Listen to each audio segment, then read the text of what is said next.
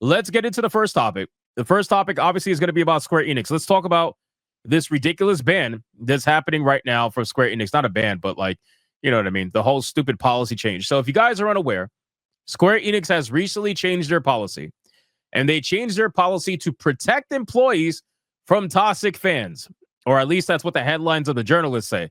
Because when you really read into it, you realize that it has a lot more to do with other things other than just toxic fans. But, you know, leave it to the journalists to tell you the full truth, right? So, whoops, I made that too big. So when I read this headline, I thought the same thing that a lot of people thought, which is, oh, they're going to be silencing criticism and all that stuff, which still may very well be the case.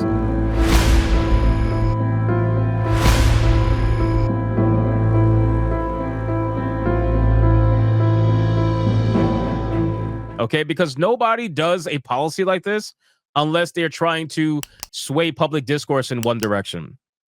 But what this is really focused on is the kind of harassment that is actual, real harassment, right? Like the people who will, for example, like with the Bungie stuff, right? Send food to the, people's houses or offices, or threaten them with bomb attacks or something along those lines. Like true, genuine harassment.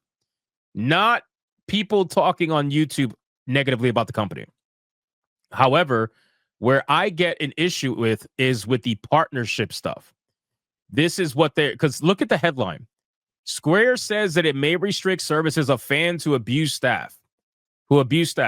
And part of their staff is considered to be the partners that they have. So I worry that this is going to be very similar to what happened to New Day. If you guys don't know what happened to New Day is a content creator that during Dragon Age of Veilguard was having a little spat between her and a trans content creator that goes by the name of Eddie or whatever. And they were going back and forth, whatever the case may be. Eddie tried to cancel her. She tried to cancel Eddie, blah, blah, blah, whatever. But the only person who got banned from EA Play was New Day. New Day got banned from EA Play. EA actually banned her for something that happened on Twitch, where she had a little bit of gamer rage moment, and she told everybody to go Minecraft themselves, if you get what I'm saying, right? She told everybody to go Minecraft themselves, and they banned her for what she said on Twitch on a separate platform, EA Play. And a lot of people know, I should say assume, really, because we really don't know. But there is a lot of mounting evidence to lead us to believe that Eddie was the one that reported her to EA, because Eddie has connections with the director over at Dragon Age the Veilguard, which is also a trans person. So put those two together and you realize, okay, that's very interesting. Wonder how that happened, right? So in any case, let's talk about this. Let's read up on it. So Square says that should it find that an individual has engaged in harassment, we reserve our right to cease providing services or to refrain from providing our group's products and services. Again, that's exactly what they did with New Day, where they took away the service for EA Pro for 7 days from her. The policy reads, there are instances where certain customers take actions directly or through our support centers or towards our group executives, employees, partners who are involved in the creation and distribution of our group products and services. That constitutes customer harassment, such as denial of personality, violence, defamation, intimidation, advance notice of wrongdoing, advance notice of obstruction of business, harassment. It continues, such actions do not only prevent our employees and partners from engaging in their work with a sense of security, but it also causes disruptions to other customers. Square Enix will not tolerate harassment and will take action as necessary. Square Enix says its policy covers, but is not limited to the following examples of harassment. Before we get into that, I want to cover this first little part right here. So they say right here, instances where certain customers take actions directly or through our support centers or towards our group executives, employees, and partners who are involved. Everything here, whatever. Like, I don't really care about this, right? And like, if you are harassing them directly in terms of their support centers, or maybe you're harassing them in real life, you know where they live, blah, blah, blah, whatever. Okay, that's fine. I understand that. But this right here, where you say partners who are involved in the creation and distribution, so they're partners. You got people who are actual distribution partners, like GameStop selling their products or whatever. And then you have actual partners who work with the company who are, the YouTubers, the journalists, the blah blah whatever. I worry that now they're going to take it to the point where if those people complain about being harassed, which they do all the time because they don't know the definition of the word harassment, they are going to loosely apply this to everything. I feel like they are going to make this purposely vague so that they can apply this to any way they possibly want if somebody doesn't like you, right? For whatever reason. So if one of their YouTube shills do not like you, they can claim harassment through their support networks, and then Square Enix will revoke your access to whatever accounts you may have with them. It could even be Final Fantasy 14, for example. You might see a bunch of bans on Final Fantasy 14 now because of things like this. You never know. So anyway, let's continue. What is harassment? Okay. Acts of violence, violent behavior, obviously, right? If you are physically violent against people, that's probably not a good thing, right? Abusive language, this is where it gets interesting. Abusive language, intimidation, coercion, duress, excessive pursuit, or reprimand. Defamation and slander, denial of personality, personal attack, including email, contact in contact form, comment, or post on the internet. Post on the internet. This is where it gets fun. Advance notice of wrongdoing, advance notice of obstruction of business, persistent inquiries, repeated visits, trespassing by visiting or staying in an office or related facility without permission, unlawful restraint, including via telephone calls and online inquiries, discriminatory speech and conduct regarding race, ethnicity, religion, family origin, occupation, etc., infringement of privacy by taking pictures or making video recordings without consent. Oh, this is good. This is good. Sexual harassment, stalking, repeated stalking behavior. So where do we even begin? Okay, so acts of violence, obviously. Abusive language, this is where it becomes interesting. Intimidation, coercion, duress, excessive pursuit, or reprimand. Again, these people consider you disagreeing with them to be abusive language. So how exactly are you going to enforce this? I don't understand. Because your people view everything as abusive.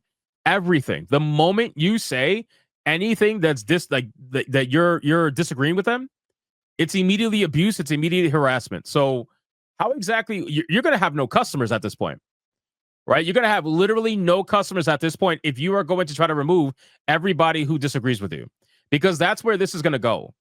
This is not going to go to the most hardcore cases. It might start there, but it's not going to end there. This is why it's a slippery slope. And this slippery slope is going to go all the way down into the shitter. Here's the fun part that the journalists like: defamation and slander. Okay, who's defaming you? How is it defaming to talk about Square Enix and how they are engaging in DEI policies? How is it defaming to talk about Square Enix and how they went from $390 million revenue, operating revenue, to 90 million or less, actually now, less than 90 million operating revenue in a year? How is it slanderous to talk about your business dealings that are public information because your company is public? How is that slander, right? So it makes you wonder, what are they going to do here and how are they going to apply this, right? Then he says denial of personality, personal attack, including email, contact form, or post on the internet. This is the most telling part right here. Post on the internet. So now all it's going to take is me or someone else making a post on the internet. Let's say I quote tweet Square Enix themselves. If I quote tweet Square Enix themselves and I say, look at this company and what they're doing, this is terrible behavior, this is not going to end well for them, they're going to lose a lot of money for, blah, blah, blah, whatever.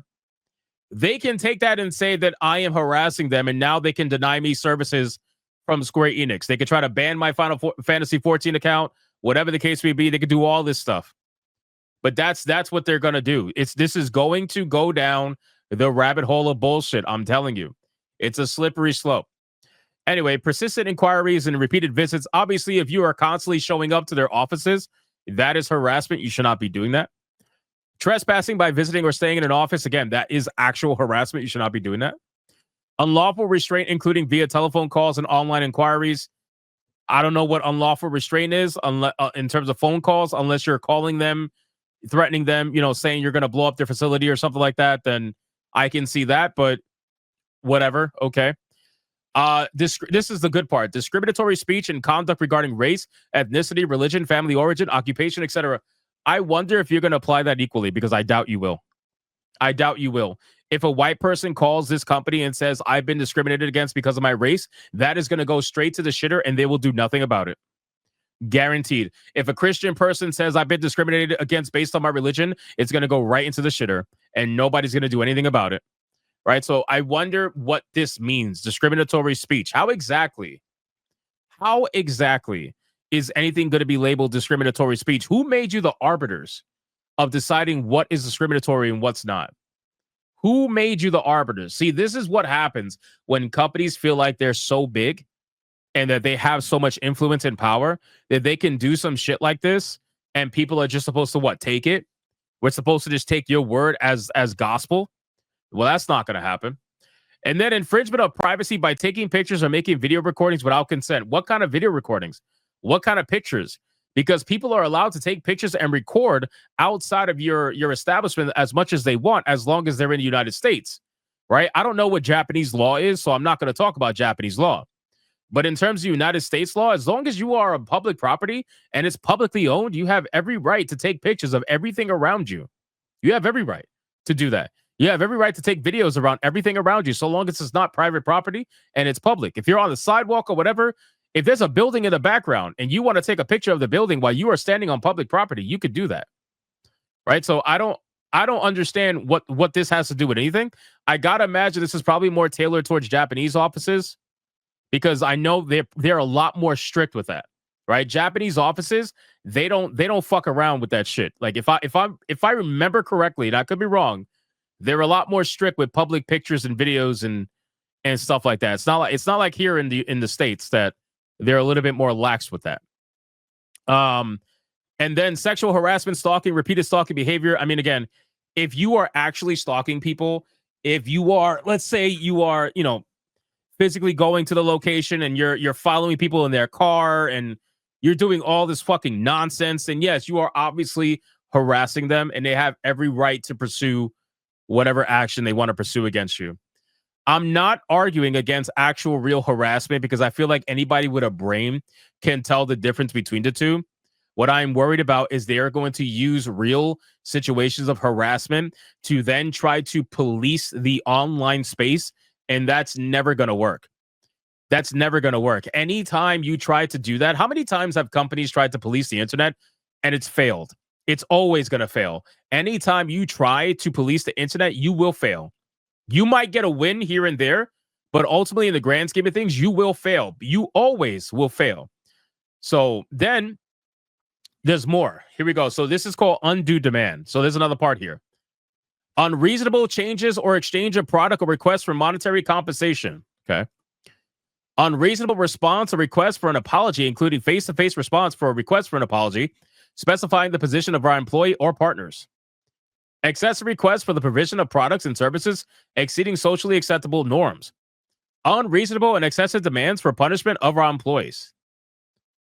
What?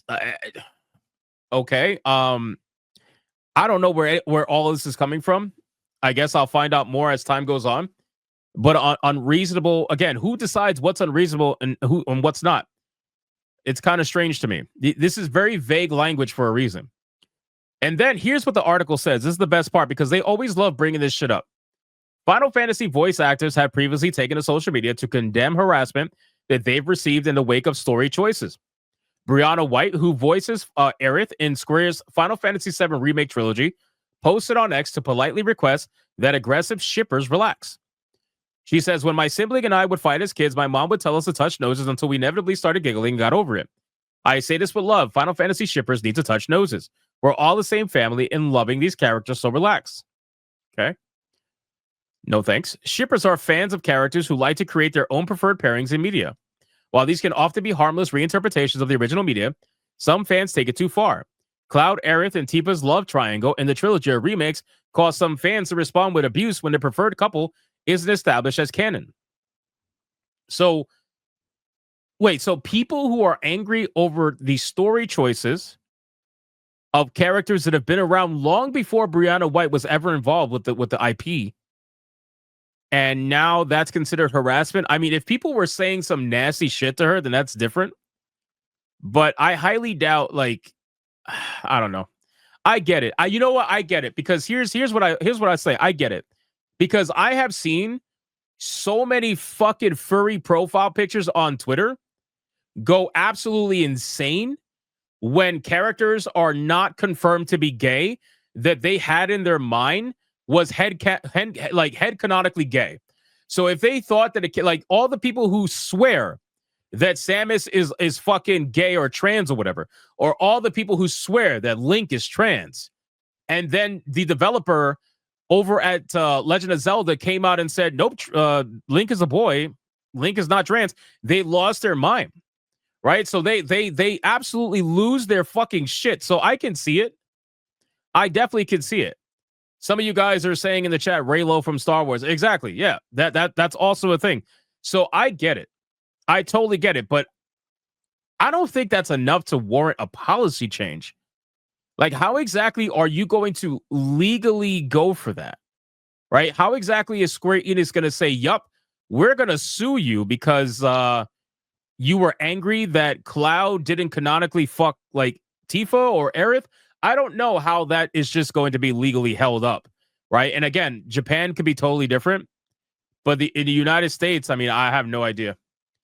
Unless they did actual real threats, right? If they messaged them and said, I'm going to off you or something like that, then yeah, go for it. Fucking take them down, right? But if they just are angry over the relationship of the character, I don't know.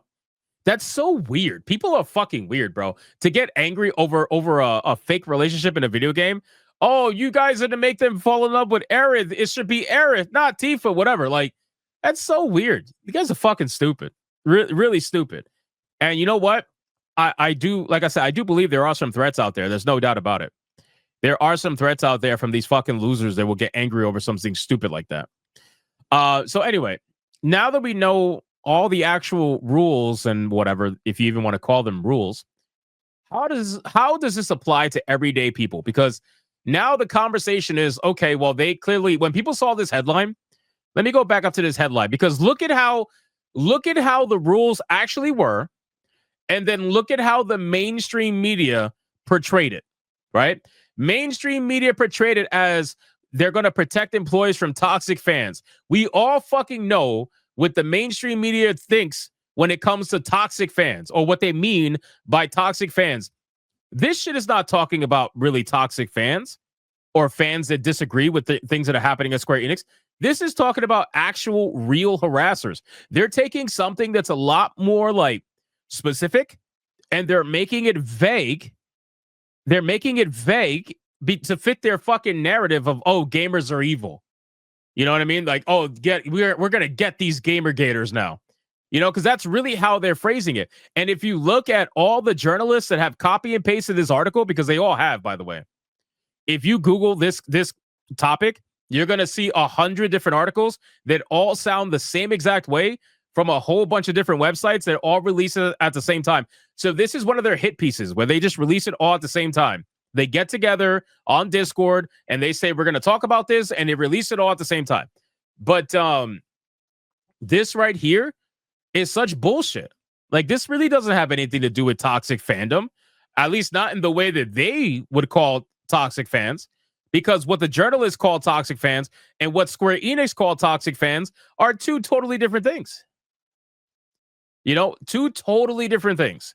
So anyway, but I do 100% believe that while they are trying to make it seem crazier than it actually is, I do believe that they are going to go down a slippery slope that will eventually get to the point where they're going to start coming after people who are criticizing Square Enix or criticizing their partners, like their voice actors, their shill YouTubers who work with them, whatever. It's going to get to that point. It might not start there, but it's going to get there because you already have other companies doing it. Like I said, New Day got banned from EA Play Pro for something that didn't even happen on EA Play Pro. Got immediately banned because of somebody who worked with EA as a partner, and things happen from there. So it's only a matter of time before this happens with Square Enix as well. So time is going to tell, but you guys can let me know in the comments what you think. But I think that at this point in time, right now, the journalists are trying to make it seem like something it's not. That's what they're trying to do as of right now. But it can change. And trust me, I cannot stand what Square Enix is fucking doing. I cannot stand what they're doing with their company. I cannot stand what they're doing with their products. I cannot stand what they're doing, period. But I'm also not going to sit up here and pretend as if what the journalists are trying to say right now anyway is true, because it's not necessarily true right now. The language that they're using is purposely meant to make it seem like it's about YouTubers, social media profiles that are not in the mainstream, blah, blah, blah, whatever.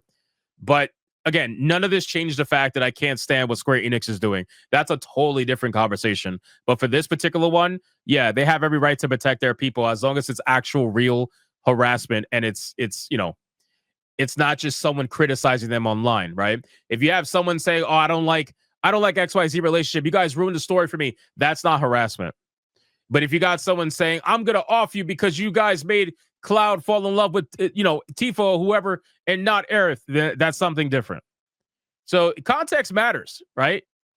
Context matters in this kind of a situation. And also, too, you guys got to understand we are dealing with two totally different countries, too. You got Japan, and then you got the United States. Two totally different ideologies when it comes to the law.